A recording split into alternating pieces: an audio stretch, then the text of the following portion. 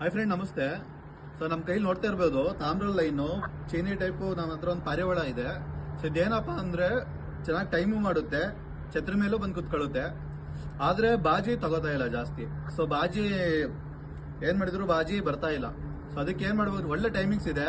ಛತ್ರಿ ಮೇಲೂ ಫಿನಿಶಿಂಗ್ ಮಾತ್ರ ಛತ್ರಿ ಮೇಲೂ ಆಗುತ್ತೆ, ಬಟ್ ಬಾಜಿ ಕರೆಕ್ಟಾಗಿ ಬರ್ತಾ ಇಲ್ಲ. ಸೊ ಅದಕ್ಕೆ ನಾವೇನ್ ಮಾಡ್ಬೇಕು ಅಂದ್ರೆ ಏನಿಲ್ಲ, ನಾನು ಜಾಸ್ತಿ ಇಂಗ್ಲಿಷ್ ಮೆಡಿಸಿನ್ ಏನು ಯೂಸ್ ಮಾಡಲ್ಲ. ಬರೀ ಮನೆಯಲ್ಲಿ ಇರೋಂಥ ಹೋಮ್ ಮೆಡಿಷನ್ ನಾನು ಯೂಸ್ ಮಾಡೋದು. ಎಲ್ರಿಗೂ ಗೊತ್ತಿರುತ್ತೆ ಆಲ್ಮೋಸ್ಟ್. ಏನಿಲ್ಲ ಫ್ರೆಂಡ್ಸ್, ಸೀದಾ ಅಡುಗೆ ಮನೆಗೆ ಹೋಗ್ಬಿಟ್ಟು ಲವಂಗ ಇರುತ್ತೆ, ಎರಡೇ ಪೀಸ್ ಲವಂಗ ತೊಗೊಳ್ಳಿ ಸಾಕು, ಜಾಸ್ತಿ ತಗೋಬೇಡಿ. ಎರಡೇ ಪೀಸ್ ಲವಂಗ ಮತ್ತೆ ಜೇನುತುಪ್ಪ ಸ್ವಲ್ಪ, ಎರಡನ್ನೂ ಮಿಕ್ಸ್ ಮಾಡಿ ಚೆನ್ನಾಗಿ ನೆನೆ ಹಾಕಕ್ಕೆ ಇಟ್ಬಿಡಿ. ಇವತ್ತು ನಾಳೆ ಸಂಜೆ ಕೊಡ್ತೀನಿ ಅಂದ್ರೆ ಇವತ್ತು ಸಂಜೆ ನೆನೆ ಹಾಕೋಕೆ ಇಡಿ, ಮತ್ತೆ ನಾಳೆ ಸಂಜೆ ಕೊಡೋಕೆ ಸರಿ ಆಗುತ್ತೆ. ತಗೊಂಡು ಎರಡೇ ಕಾಳು, ಜಾಸ್ತಿ ಕೊಡಬಾರ್ದು. ಜಾಸ್ತಿ ಏನು ಅಂದ್ರೆ ಹೆಚ್ಚಾದ್ರೆ ಅಮೃತನೂ ವಿಷ ಆಗುತ್ತಲ್ಲ, ಆ ಥರ.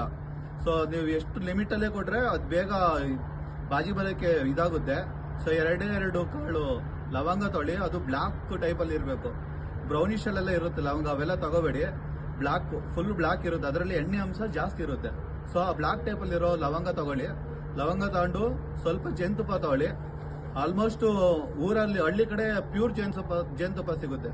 ಸೊ ಅದು ಸಿಕ್ಕರೆ ಇನ್ನೂ ಒಳ್ಳೇದು. ಇಲ್ಲ ಸಿಗ್ಲಿಲ್ಲ ಅಂದ್ರೆ ಅಂಗಡಿಲಿ ಹೋಗಿ ಯಾವ್ದಾದ್ರು ಬ್ರ್ಯಾಂಡ್ಗಳು ಇರುತ್ತೆ. ಸೊ ಒಂದು ಸ್ವಲ್ಪ ತಗೊಳ್ಳಿ, ನೆನೆ ಹಾಕಿ, ಫುಲ್ ಡೇ ನೆನೆ ಹಾಕಿ. ಸಂಜೆ ಟೈಮು ಡೈಲಿ 2 ಕಾಳು ಕೊಟ್ಕೊಂತ ಬನ್ನಿ.